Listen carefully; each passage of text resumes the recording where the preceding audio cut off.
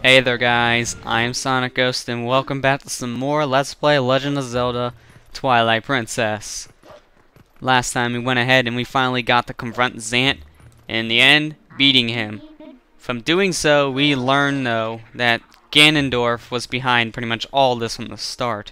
He was the one who gave Zant his powers, he was the one who was using Zant to get to the light world, and he was the one who entrapped Hyrule Castle in this dark energy.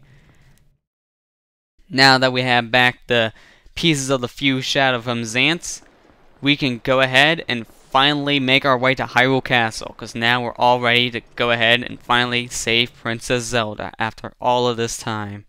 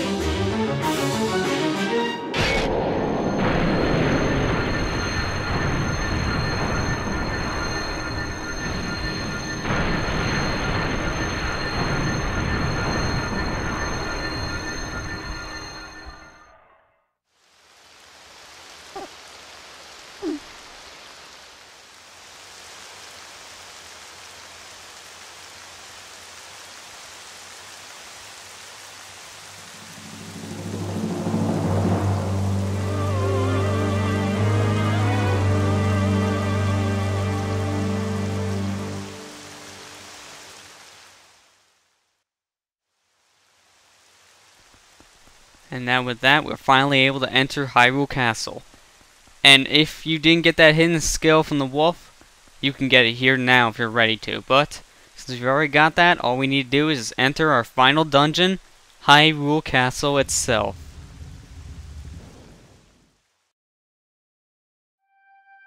And here we are in our final dungeon of the game, Hyrule Castle.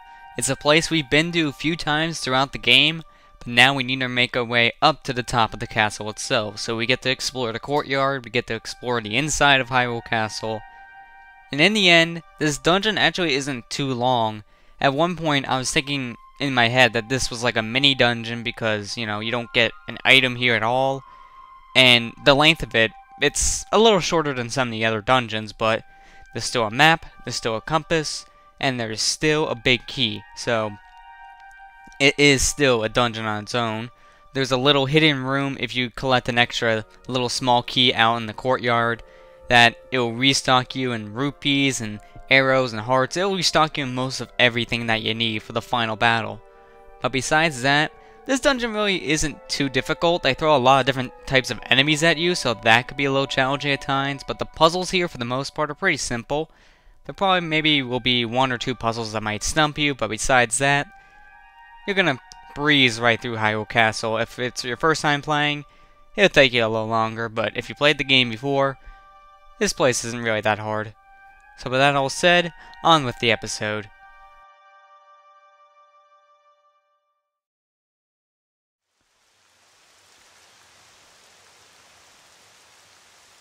Hyrule Castle. We've been here a few times in our adventure, mostly in the higher roots and in the inside quarters where Princess Zelda lies. But this time, we're finally here out in the main courtyard, working our way up. We're not just gonna jump in. Now, there are two ways that you can go starting here. You can either go left, or you can go right. I want to start going right first. If you go left, that's where you get yourself a key, and you get yourself the dungeon map. But if you go left first, you still get yourself a key, but you don't get a dungeon map. I'm gonna go both ways because you can get 2 keys in here. You are not required to get both keys, but I want to get both of them to show what the second key is going to be used for. If you had the Great Spin Attack here, it always helps because these, these little bogoblins, or I think that what these enemies are, they're probably a different name. But these enemies here, they take one-hit KOs from that spin attack, but normally you need to finish them off like the finisher, or just like with 2 rounds of your sword slashes. So it's always just faster to use that Great Spin Attack if you have it. And round 2 of cage fights. Fantastic. You'll be doing this from time to time in this dungeon, so get prepared for that. And we have more of these things. Hooray! Come on, buddies. You're all dead. You didn't even get a chance to attack. Oh, here come more. They're not even getting a chance to attack, and oh, I got hit, but not from any of the enemies. I want to call them bogoblins, but I'm not sure if that's their names. I don't want to get it wrong. There we go. You got hit not from the enemies, but from the gate itself. How sad. Okay, so hopefully there won't be any more enemies up ahead. And, oh, hey, look! Would you look at that? If I can get my speech right. It's one of these little switches we need to pick up and pull. Last time we saw this, actually, was in Arbiter's Ground, so it's been quite a while. It's good to see that gimmick come back. And one more caged fight before a key, really? But there's no enemies coming. That's weird. And apparently King Bublin falls from the sky now. I've come to play. And he speaks! Well, things are just getting weirder and weirder. So, this fight's pretty much the exact same as how it was back in Arbiter's Ground, so this fight really didn't get any more difficult. In fact, it actually got easier because now we have more hidden skills. Now we can go ahead and use the Great Spin Attack on him, and we can use the Jump Attack, Slice Attack thinger. I can't speak, and cannot pronounce it, for the life of me, apparently. But this fight now is even easier. Just keep on doing the back splice, Helm Splitter always helps. And just do the Great Spin Attack if you have it, and he's done. It's very easy.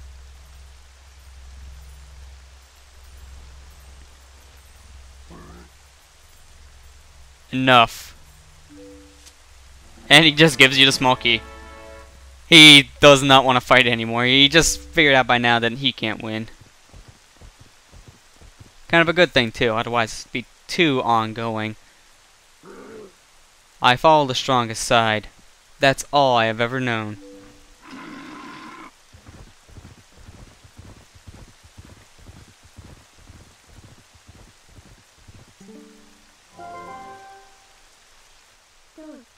Link. He spoke!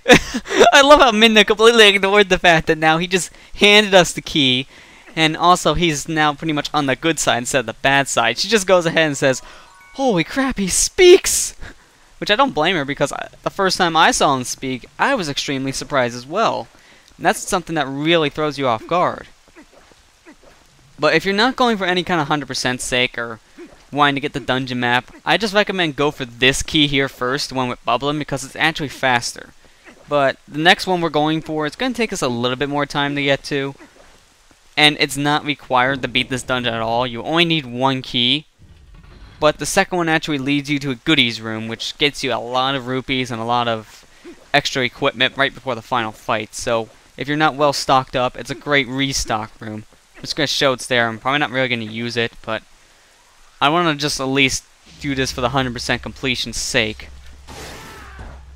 And more easy enemies. You would think by now they would, give us harder enemies to fight, but they're giving us the same old enemies we've been fighting since the beginning of the game, actually. These are like the first enemies we ever saw. And here we are, the final dungeon. We're fighting them again. You would think they would throw the harder versions of those enemies at us, or, even stronger enemies, maybe a new type, but nope. Same old, same old. And right here is actually a very nice room to use your Hawkeye if you have it. Those two little goblins you can't really use it on because, well, they don't die in one shot from the arrows, but their buddies up here do. Oh, whoa, whoa, whoa, whoa, jeez, you just jumped in front of my sights and scared the living crap out of me. I do not expect to look right in a zoom scope and see that pretty face, and actually it's not even close to being pretty. I'm not even trying to make a sarcastic joke out of that. That just... Jeez, man! Don't do that to me! And I like by the time my jump attack there was all charged up, he realized I was standing there. It took you long enough, buddy. You're dead by the time you figure it out. Oh, come on. I was pretty much ready to attack. I'm just gonna wait for them to get up so I can kill them both. There you go. Kill 2 birds with 1 stone. I do believe you want to head over here, and yes, I was right, because that gets us a warthog. Good. Kinda need this thing right now. Actually, they put 2 here for some reason. I don't know why they put 2 warthogs, but okay, I'll take it. Even though I'm not gonna use the other one, I'll take 2 anyways. Just a little farther. Come on, come on, come on. Oh, I was like right in front of it. It's right in front of the wooden gate. Alright, let's just take both these guys down. Yay, there we go. And I do believe we're done with him, so moving on. Oh, this puzzle. This puzzle always throws people off. So let's just go ahead and use the Gale Boomerang around these leaves. Don't remember which set of leaves, but one of these actually tells you the order where you have to hit these switches in. Here we go, this is it. Okay, so it's pretty much a Triforce, and we need to make a little lightning bolt-like symbol on the Triforce. Okay. So we start from down here and work our way up. So I think I see the pattern now. I want to stand right in the center. So it's 1, 2... Come on. 3 and 4. There's your counting lesson for today. This gets you the dungeon map, so if you don't want the map, you don't have to do this part, but to get the second key, we're not just having to go in here. There's actually a whole nother part of this dungeon we need to explore to get the second key. And to get there, we need to use the wolf, so let's go ahead and transform into a wolf real quick and activate our senses. Should be around this corner somewhere. Yep, right here actually in this pile of leaves. So we get to go to a whole new part of Hyrule Castle here. This part actually kind of tricked me up the first time I made it here. I didn't realize this place was here the first time I played the game because I didn't bother exploring the area with my senses, but when I found out that this area was here, I tried to do this and it actually kind of confused me my first time. So this time it shouldn't confuse me because I've done this before, but I just still want to be careful. Because this place does still kind of trip me up from time to time. Oh hey, would you look at that. It's our old friends the Stalfos. Let me get your favorite items equipped. The bomb arrows. Goodbye. I see your buddies here are ready for it too. Goodbye. Oh, what? It went right through his body. I know skeletons don't have much going on there, but a bomb arrow shouldn't go right through their bodies. Kind of weird. Alright, I do believe that's all the enemies, so let's go ahead and put back on our senses here. Because I do believe there's something around here where we need our senses on to actually see. Just can't remember where it is. Oh, here we go! As you see here, there's all these soldiers huddled around this one little rock in the ground, so I'm assuming this is supposed to be like a grave. But we want to bomb it open to reveal ourselves a switch. And that switch will open this area up. But there is one little catch here. There's rain going on, so we can't really do much around here. And this is where video game logic comes into play. Light this torch. And suddenly the rain stops. If that's not video game logic, I don't know what is, because that would never, ever make sense in the real world. You light a torch and rain would stop. No, but the exact opposite. You light the torch and the rain would put it out. And why did they put a green rupee in a treasure chest? That just seems so pointless. And it's the one treasure chest where they say, oh, your wallet's full, so put it back. It figures. Well, this room pretty much has 121 rupees in it, but you don't really need that many rupees in all honesty. But they also have one of these little refill stations for your lantern. So if you're low on oil, there you go. So that's good. And you had to stop the rain because here you have to light these 2 torches, and you can't do it when it's raining because it goes right out. If I can... There you go. Or at least I think it might be going. No, it's not. Come on. Light the... Oh, it started to rain again. Maybe that's why it's not working. Hang on a second. Let me re-equip. Nope, nope. Hero's bow. Bombs. There you go. That's what I wanted. Alright, so even though you can put out the rain technically by lighting a torch, it doesn't stay like that forever, which is kind of weird. At the same time, this whole entire concept is weird, so you can't really argue with it. Well, you need the rain to stop in order to light these 2 torches, and you don't have all the time in the world, but still pretty easy nonetheless. And you want to get this open so you get these 2 owl statues, so Dominion Rod time. We want to take these 2 all the way back over to the entrance where we came in. And we want to make ourselves a little jumping platform here with these guys. Alright, there we go. Just need 1 more and we should be good to go. I wonder, can we even read this? Yeah, we can. Door opens where Spectres gaze. Okay, that's a weird hint. That's pretty much telling you what you need to do with these guys, but just... the way that's worded is just pretty weird, in my opinion. In fact, there's really no door opening. All you gotta do is just put these 2 statues right here, jump across, and then there's a treasure chest with this last small key that we need. So that was a really weird hint. But let's go ahead, open this up. And get ourselves our final small key and make our way back to the beginning of this dungeon. There we go. And as soon as you get both small keys out here, Midna actually tells you, move on, there's nothing else to do here. See, here is the message. You got everything you can out here. Now get in the castle through the front door. Midna's pretty much telling you at this point, don't waste your time anymore and just get on with the actual dungeon.